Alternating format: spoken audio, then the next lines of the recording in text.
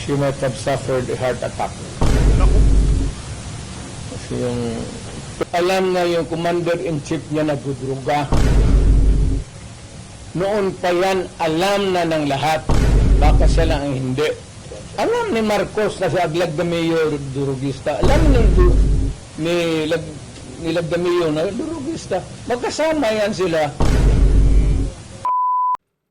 Ayun, nagsalita na ho itong si dating Pangulong Rodrigo Duterte kaugnay sa sinapit ho nitong si Attorney Zulaika Lopez diyan sa Committee on Bad Government.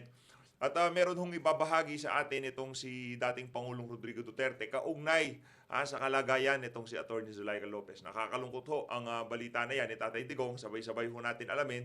Pero bago natin umpisahan yan, isang like at isang subscribe. Wala pa hong 3 segundo. Napakabilis lang hong pindutin yan. Subscribe button, nandyan lang ho sa baba. At umpisahan na ho natin itong mga kababayan. Isang like at isang subscribe. Okay na ho tayo dyan mga kababayan. Game! Significant lang ito. Wala naman ito talagang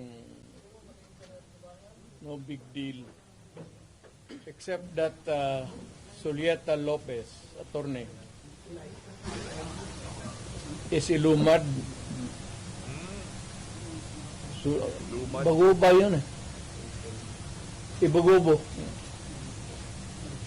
So yung mga bagubo stretching from dito sa Baguio, Kalina na hanggang doon sa Marilog, Manobo, Bagubo, puro ano yan sila eh. Halos pareho ang tribal ano. So lapit sila sa akin, nagtatanong kung bakit nakita nila sa TV. Hindi naman alam nila nung ano, mga lumad yan eh. Wala masyadong pinag-aralan. Kita lang nila kung bakit daw si Zuleta na gano'n. Eh, sinabi ko, gano'n na nga nangyari. Proseso yun ng gobyerno. Huwag na muna kayo mag-init ng ulo. At maliit na bagay yun. Total ginagamot naman. So sabi ko na total na naman si Inday, nandoon si Bato, nandoon si Bongo. Palit-palit sila bantay kay Liz Sorieta.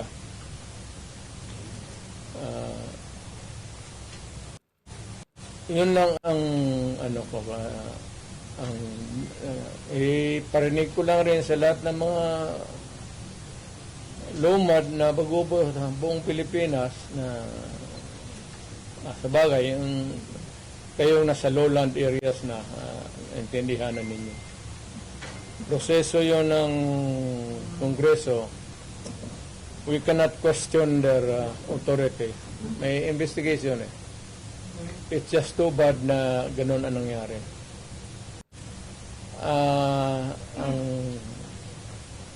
May break lang isa na abogado kasi ang tatay ni Julieta si Fiscal Lopez noon, kasama ko sa prosecution. So, yung mga pinsan-pinsan nila mga abogado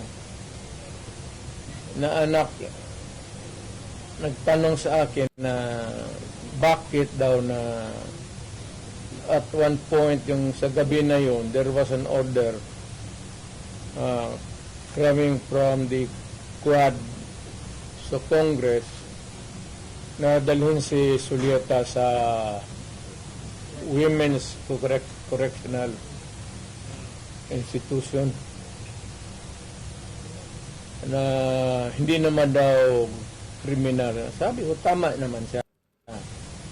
Yun kasi ang niya, gusto niyang malaman sa akin. Sabi ko, wala pa akong sagot kasi hindi pa ako napunta ng Maynila. As a matter of fact, nagtawag ako ng kausap si Congressman ko ba? Nagpagpatulong ako kay Congressman Alvarez na maghingi ng anong mapulot ko na tulong doon. kung bakit nagkaganon. Kasi si Zuleta daw was not a criminal. Alam mo, ang practice, kung ang Congress, ang contempt is not a crime. Yung contempt is just a measure for the orderly conduct of congressional hearings. Or during the plenary, kung may nagawa ka doon na disturbance or yung disorderly conduct, they would put it that way. Palabas, may pa raw na bakit idalhin sa prison correctional kasi hindi naman daw kriminal. Sabi ko dapat Congress sana doon may detention center sila. Kung wala, nagbakante sila. Bakit daw papasukin ng jail? Sabi ko hindi naman may pero yung mga bagubo are sporting wound in their hearts. So yan ang ko na congressional hearings. Ano kasi yun mga kababayan pride ho nila yan Yang si Atty. Zulaika Lopez, no? Kasi yung mga katutubo, pagka meron hong gumraduate sa kanila o merong narating sa buhay, talagang pinaglalaban ho nila yan. Kumbaga, ano yung mga yan kayamanan ng kanilang mga kasama, mga katribo niya, itong si Atty. Zulaika Lopez. Kaya talagang nakakalungkot ho ang sinapit nitong si Atty. Zulaika. Hindi naman ito. Nakapalibot yan doon sa pati norte ang mga bagubo. Kikinig sila.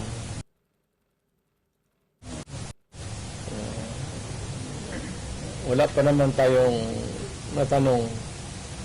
Pero hindi maliit na bagay masyado yan para sabihin mo nang gulo. Wag. Alam ko yan kasi na presidente ako.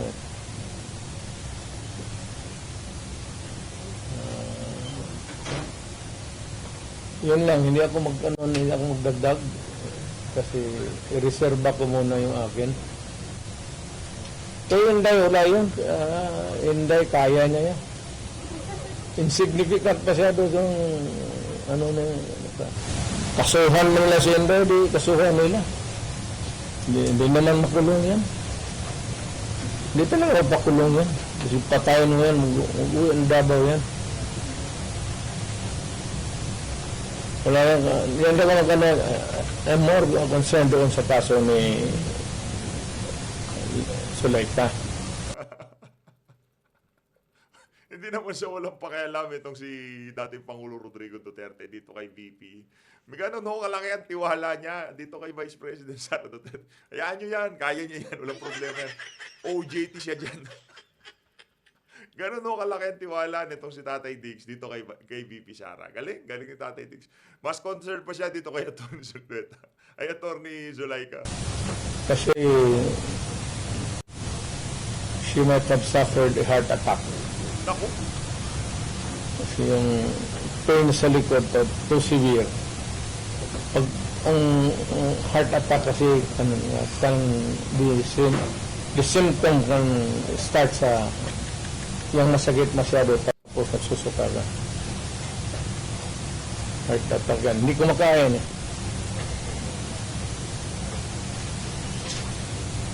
Pero yung sa Congress, wala muna akong wala akong pag-usapan pa namin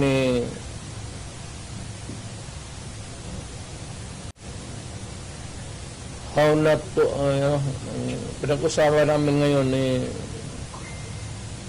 Martin Delgra pati ni puro man kami abogado is how not to destroy a republic.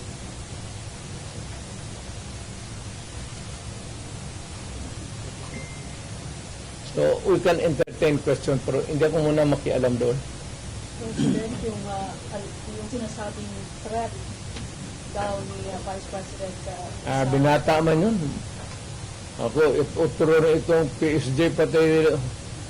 Siyempre, pagka ganong init ng, sino ba naman hindi mag-init ng ulo? Alam mo si Inday.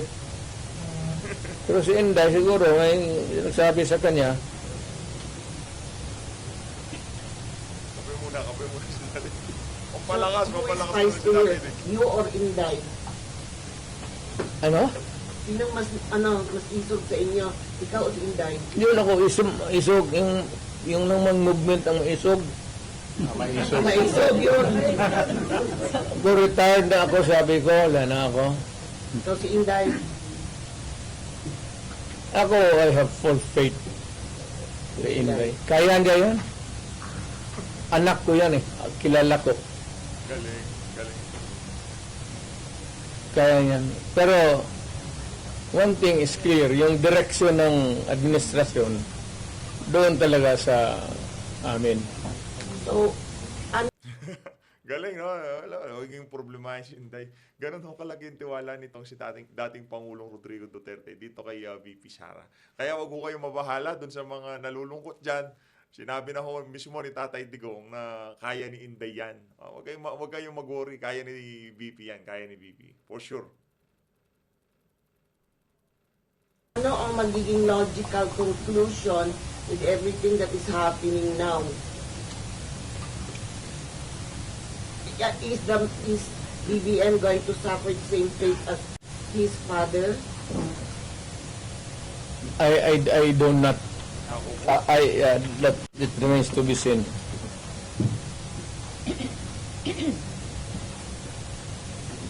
Mayor, is it not a good idea for Vice President Sara to just answer the questions that are being posed by Nag-a-answer nga ng question sila eh. Yung quadman ang sira.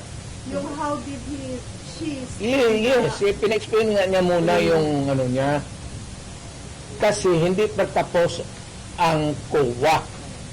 Kaya niya sinulatan na huwag mag-entertain magkuha ng papel kasi yung documents are with COA. So that if COA would, 6 months yan eh, COA would be asking additional documents. Hindi sila magkandarapa, maghanap kasi nandyan na lahat. Iniimbestiga na nga eh. Eventually, mag-testify yan siya. Pero yung mga documents muna, hindi ka trabaho ng... may mga nag-comment ako sa social media na full power nilang daw po. alam mo, dumaan ako pagka-presidente. Wag daw, sabi ni Tatay Dick. Not for anybody, not for anything else. Sabi ko, insignificant yung nangyari dyan kay Lopez pati kay Inday. Binata man yung threat, patay-patayan.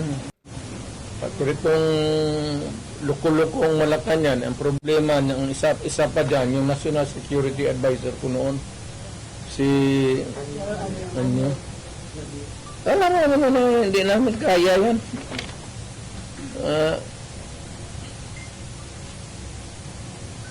Sino naman?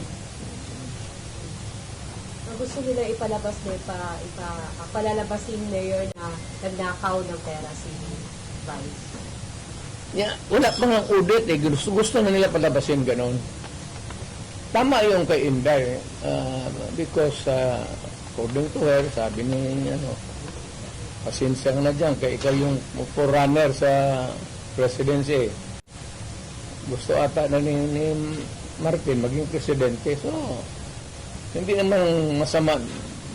Ayaw ko magsalita because everybody has the right to dream.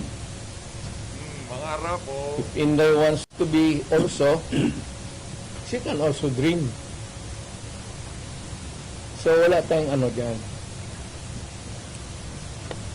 Ang tingin ko ang mas mabigat na problema na dapat malaman ng Pilipino is nag-hemorrhage ang country.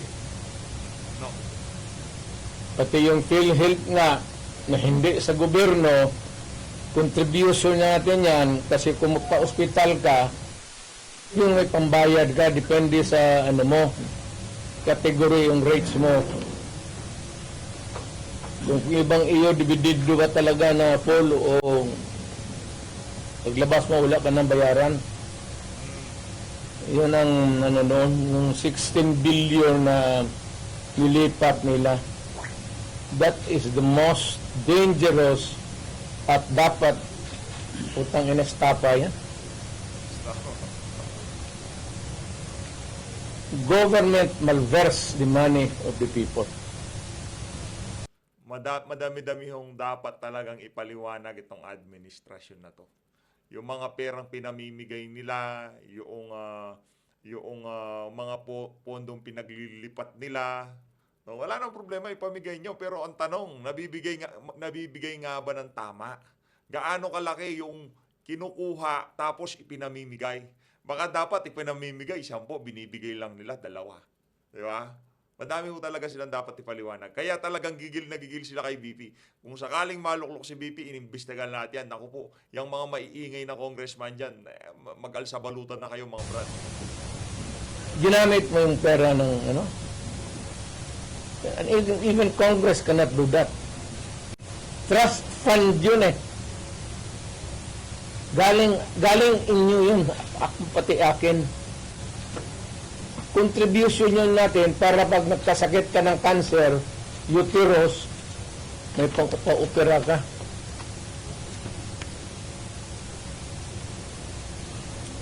Ang ating PhilHealth funds natin lahat was about 8.9 billion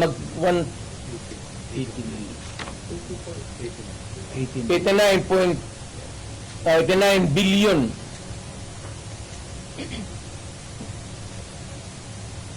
Of that 89 billion, 27 na lang ang nawala. 27 na lang ang natira.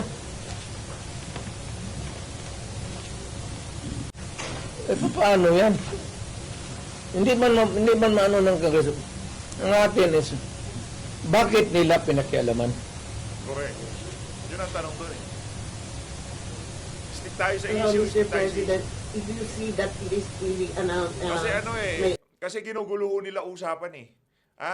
Pinagtatakpan ho nila yung mga issue na kagaya ng mga riniraise nitong si Tatay Digong, yung PhilHealth na yan.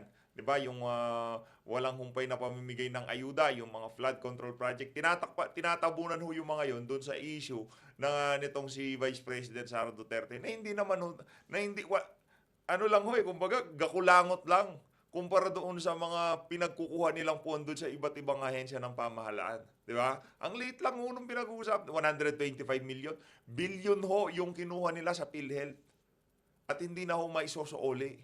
Yung pera na yon, hindi ho galing kung saan-saan. Contribution ho natin yun. Binigay ho natin, pinagkatiwala natin sa PhilHealth.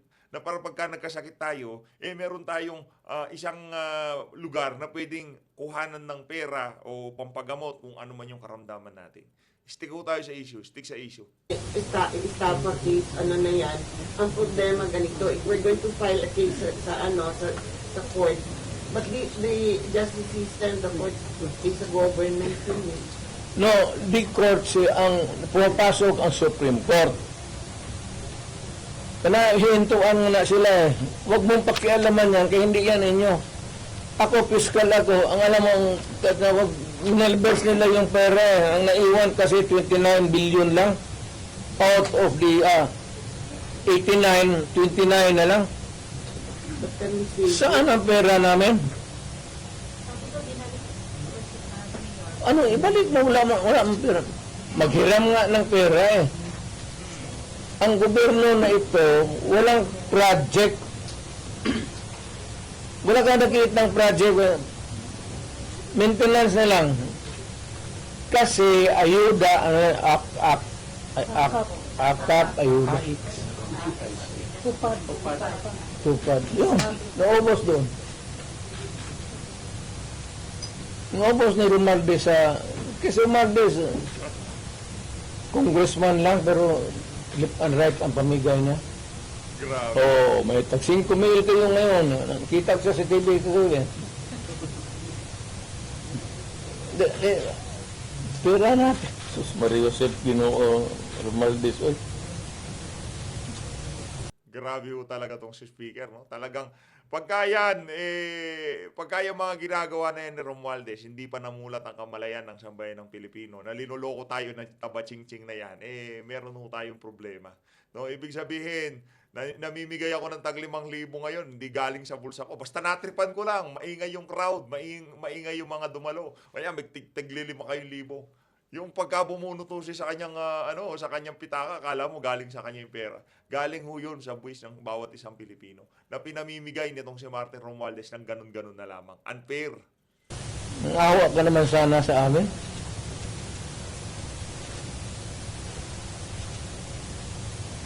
Yung 89.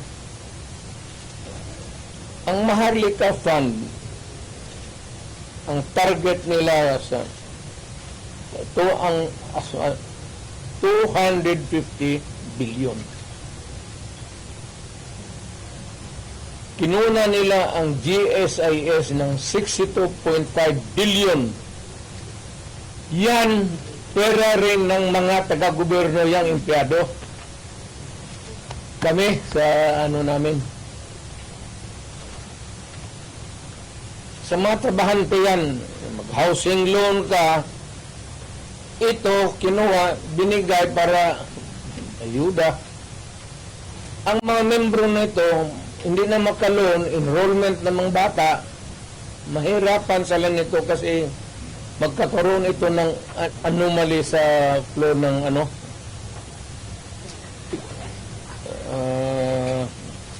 ang SSS, kinuha rin 62 billion. Private rin yan. Pati Para SS, sa- tinira na rin ho. Grabe. Mga empleyado, LBP 62 billion, DBP 62 billion. Kaya yan sa sundalo, pati yung retirement nila patayan. Given all these predicaments, sir, you have the legal basis on the issues in one. O kaya, meron na. Legal remedies in your mind to Meron na. Lahat ito, the example yung PhilHealth na binara sila, yun yan. Hindi man nila pera ito lahat. Ito ang problema ngayon. Gastusin nila ito, naiwan what is left from the original nila. Kagaya nitong PhilHealth, 89 billion. Ang naiwan ay 29 billion na lang. So, kung walang pera, anong gawin nila? Maghiram. but they juggle. Foreign borrowing. Wala na silang majagol dyan. Ano ba jagol-jagol? Tignan mo, bakit ang majagol? They transfer them from private to government. Hindi na ito, hindi na kailangan i-jagol. Andiyan na sa kanilang kamay. Ano pa jagulin nila yan? Dude, spend it. Ayuda. Hindi naman may jagol may ayuda. Will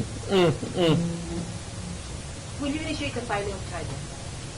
Will you initiate the filing of charges? Or will you make a move to stop the government from taking Meron, it is, tignan natin ang resulta sa Supreme Court, yung sa PhilHealth ngayon. So, para magkaroon tayo ng predicate of how to go about.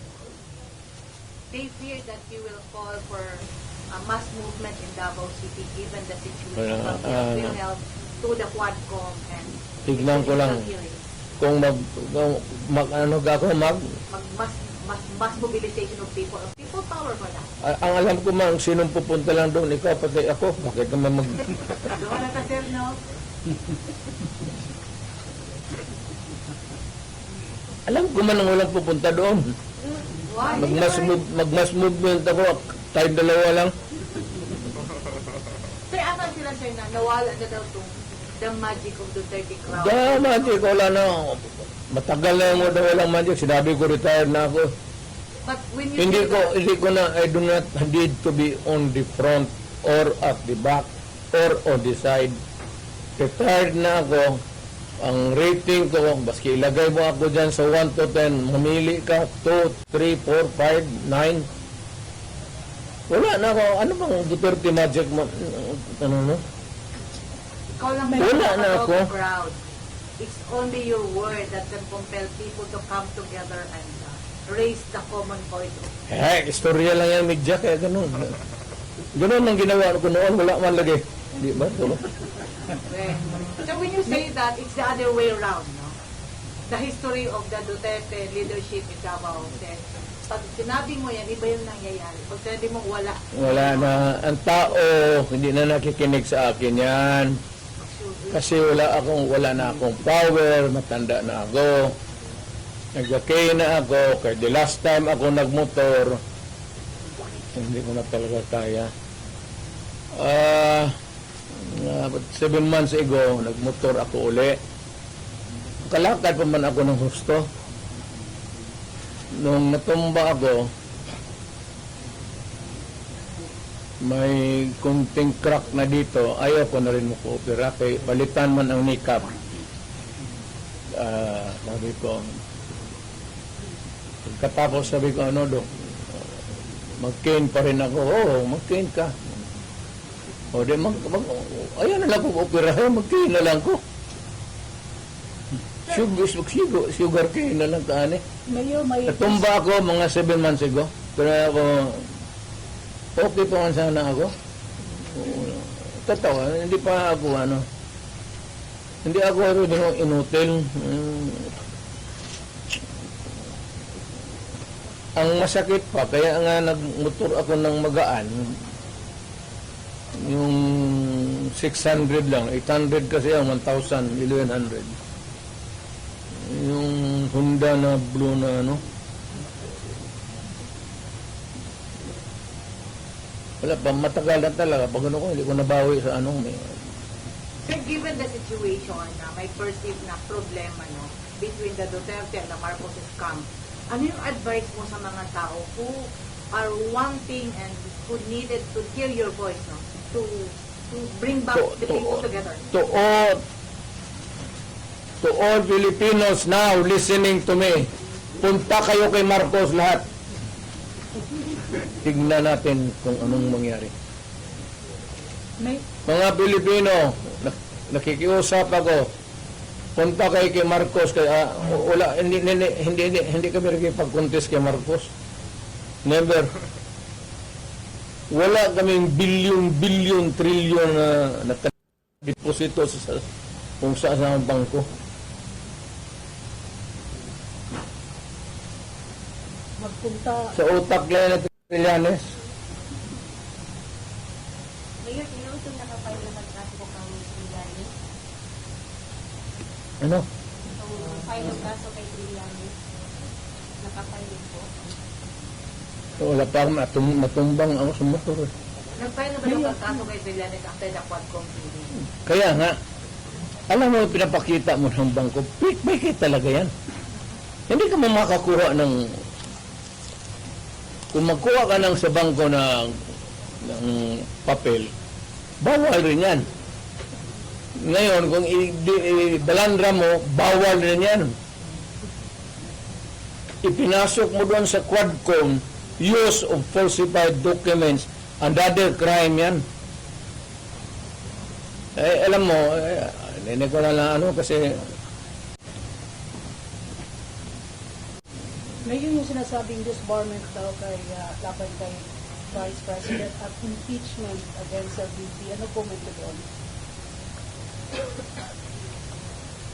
Sinday, Opo.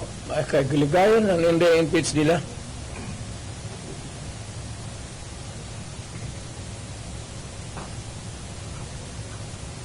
Ito, malayo pa man yung 2028. Di ba, pasyal siya pasyal siya. So she's running in 2028 for president. Wala siguro. Sabi mo kasi malayo pa ang 2028. Therefore, yun ang conclusion. Kaya pa, malayo pa. Doon na tayo, pagdating natin, mag-decide tayo kung pag, tama na yung, sabi ko kay Inday, tama na yung Vice President. Total, tatayan dyan, Presidente na. Okay na yan. Well, Mr. President, have you ever, there were reports that there were threats sa buhay ni Inday before sa mga, among his guards, and then, did she ever confer with you or talk to you about it? We do not talk about politics, Inday. No, not politics, security. Security, kaya ni Inday. May security yan si Inday. Huwag kang maniwala, wala yung security.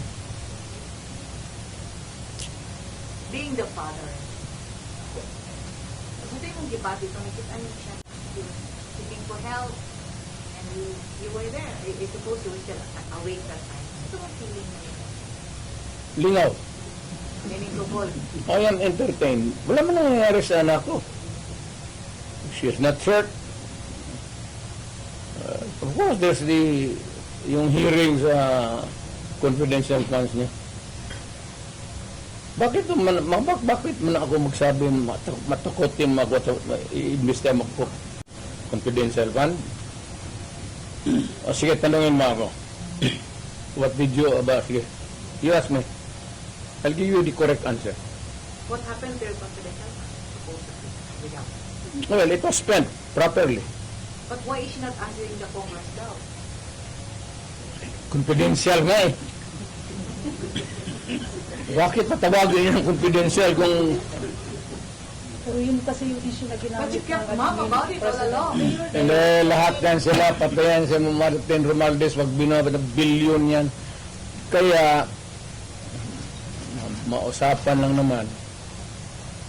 Maybe one of the things that I will do next is, of course, this time I would be appealing to every Filipino.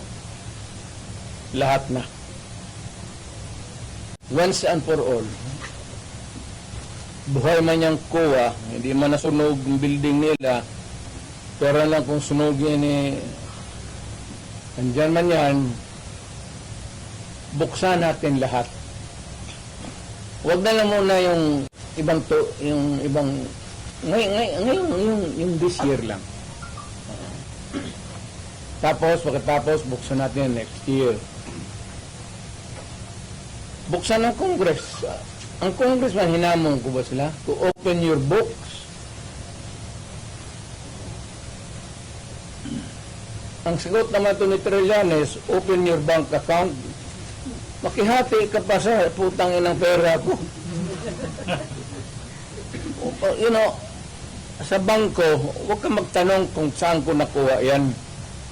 Kinukuha ko yan sold up, nakuha ko yan sa smuggling. Wala ka nang pakialam. Nandiyan na sa bangko.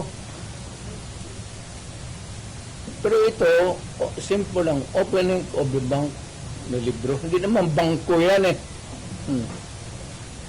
So, Pero bingi man sila mayor sa ang hindi talaga ino-audit. Telling you now, without batting an eyelash, ang hindi ino-audit, Office of the President, pati Office of the Speaker of the House. Magtanong ka ng witness, katabi ko, speaker man yan. Tanungin mo ba kung may malakas ba na sira ulo dyan sa audit na mag-audit. Audit lang yan. So Mayor, you are saying that you are open to opening the book of how she spent the confidential funds. Of course, yes, to. Nandiyan, inaano lang nila yan. Hindi pa yun na careful masyado yan. Alam kasi niya. Kaya ingat.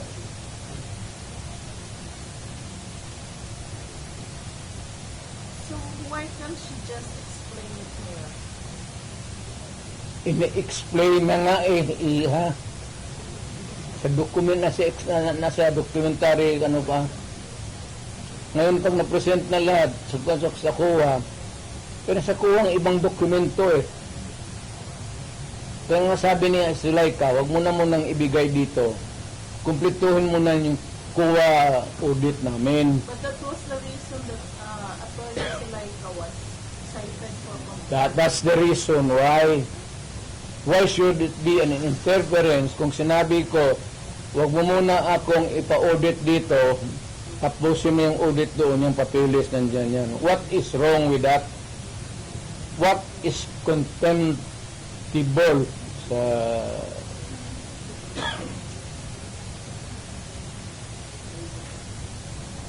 In a word, how will you describe all these procedures from the Senate, the Congress calling you and your children for investigation? No, I cannot talk for the Senate. The Senate, it's a bit formal.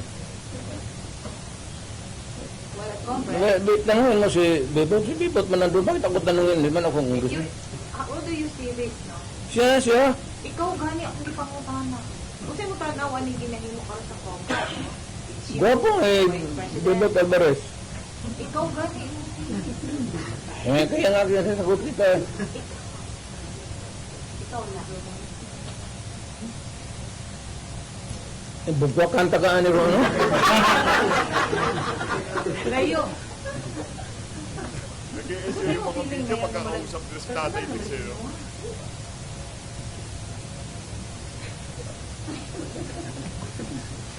Pero kayo na ba nung you are yung pretended naivety ninyo klaro masyado. Alam mo naman yung politika yan. Alam ninyo walang opposition, walang liberal. Kaya nga ako naman, I'm aghast na ang ano nila ay Marcos pati Duterte. Bakit wala man kami opposition kami in the sense that we can talk against them on many issues.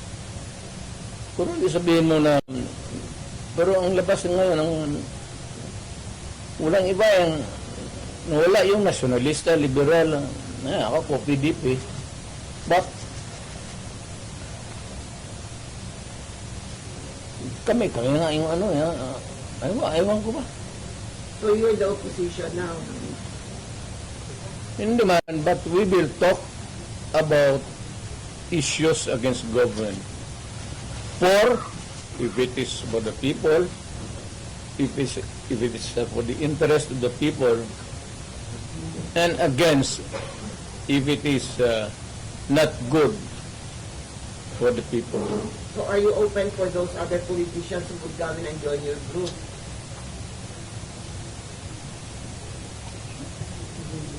Wala mang matapang na politician yan. Bebot lang man. There are Na who will join you? Wala matapang? Ha? Na wala matapang na politician who will join you? Mas grabe ito. Bebot kaya nung military, paano hila niya? Military, wake up. there are observers, no, from other countries. Hindi ganito yan, There's ha? a silent martial law in the Philippines. Yeah, correct. Yan. Ang tao ngayon wala nang mapuntahan. Kasi kay Zuleika. Biro mo, there was an order at a certain point yung the other night, dadalhin siya sa correctional institution. Kung natuloy nalagay siya, saan siya magtakbo? Hindi magagalaw itong Supreme Court kasi separation of powers. Lalo na Malacanang kasi tambalos-los bata niya.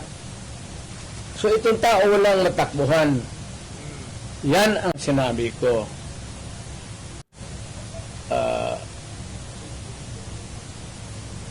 There is a fractured governance. Nabali lang, hindi lang na-strained. There is a fractured in the governance sa ating Pilipinas ngayon. walang makakorek yan. Nobody can correct Marcos. Nobody can correct Romualdez. Nobody can. It's a long process mapapil sa Supreme Court unless you dala ka ng kaso doon, matagalan yan. Mga next year pa yan. So if you want a redress of grievance remedy, so it is only the military who says. Kaya ang sabihin ko, Presidente ako, nakita ko ang sitwasyon. Kung gano'n rin ang Presidente na in face of so many errors there, nagtupak-tupak na ng hanggang nagkaroon ng breakage, fractured governance. It is only the military who can correct it. Are you saying a military junta can answer? No. Sinabi ko sa lahat yan, magtanong ka ng sundalo, ano mga opisyal dyan, sinabi na magpunta ka. Sinabi ko lang, it is only the military who can correct it. Now, to answer your question, ibig ko sabihin ang military, well, it's an option sa military. One, they just can sit there sa upuan nila, doon sila na we are not anymore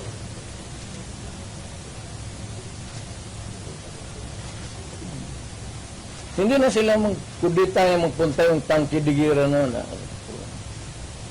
sabihin lang nila na ayaw na namin yung laro ninyo, out kami dyan.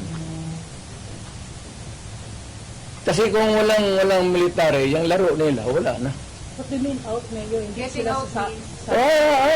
I don't know, basta hindi yan kudita, hindi yan basta sabi lang ng military. You are oppressing people and you are spending our money like water. Pati kami in the coming days, mawawalaan kami ng aming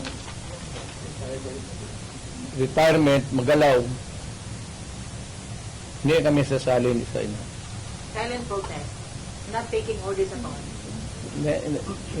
Hindi silent protest. Military lang talaga. Oh, military silent protest na yun. Will not take orders from the Mga arrogante naman ito. Ano? They will not take orders from the commander-in-chief. That's it. Ay, hindi, sabihin na nga niya, Sir, wag mo kaming isali. Pati kami, ang mga asawa ko nagtrabaho sa gobyerno, nakataya. Tingnan mo naman yung pera. Kinuha ninyo sa GSIS. PhilHealth, 89 Ito ng sample service? Pero pinagbili nila. Saan itong pera? 25 tons of gold reserves natin sold amounting to 129 billion.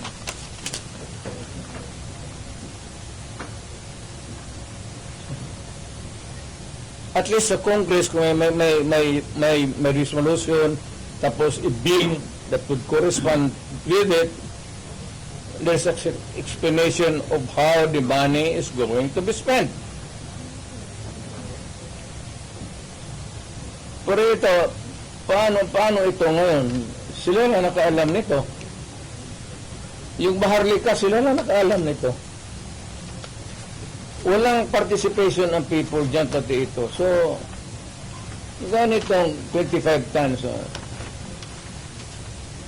Alam ba ng military yan? Hindi sabihin nila, kung wala di, Alam ba ng military yan, ha? Alam ba nitong si Browner yung mga nangyayari na yan? Yung 25 tons na binenta nila, yung sa PhilHealth, palibhasa karamihan sa mga kababayan nating nasa serbisyo, pagka nagretiro na ho yan, umaasa na lang doon sa mga benepisyong makukuha nila. Ngayon, pagka talagang naubusan, nawalan ng pondo ang Pilipinas dahil sa kapalpakan ng administrasyon na to, sino hong unang aaray dyan pagdating ng panahon? Siyempre, yung mga yung mga men in uniform natin, baka pati yung mga pension nila pag nagkataon, pakialaman pa nitong administrasyon na to dahil nakita nyo naman ho kung gaano kagahamon sa pera itong administrasyon nitong si Marcos Jr. Hindi na kami sasali ng laro ninyo. Pero Mayor, parang play safe naman ang military ngayon. Do you think si Brown po ay mag-react ito? Can you restate your statement? Can you expect that Brown will react? When ito, pag nilabas din ito, your question must also correspondingly appear. Importante yan. So, go ahead. Oo, kasi may statement siya, dapat partisan, dapat stay put lang yung military. Wala naman siyang sinabi, no? At in fact, si Inday nga nagsabi na tulog-tulugan yung chief of staff.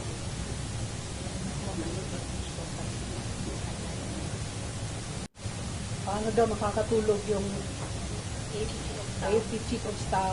Billion yung nawawala. Matagal na siya natulog. Alam na yung commander-in-chief niya nagdudruga. Noon pa yan, alam na ng lahat. Baka sila ang hindi. Ang mga pulis. Kaming taga Davao, alam namin si Lagdamio nagdudruga. Kasi kasama namin siya palagi dito sa diyan kay Pedro. Kaya yung SIPO ni mag-usap kami, yung SIPO ni Lagdamio magtulo yan. Hindi niya alam nagatulo yung SIPO niya. Minsan gano'n na lang niya.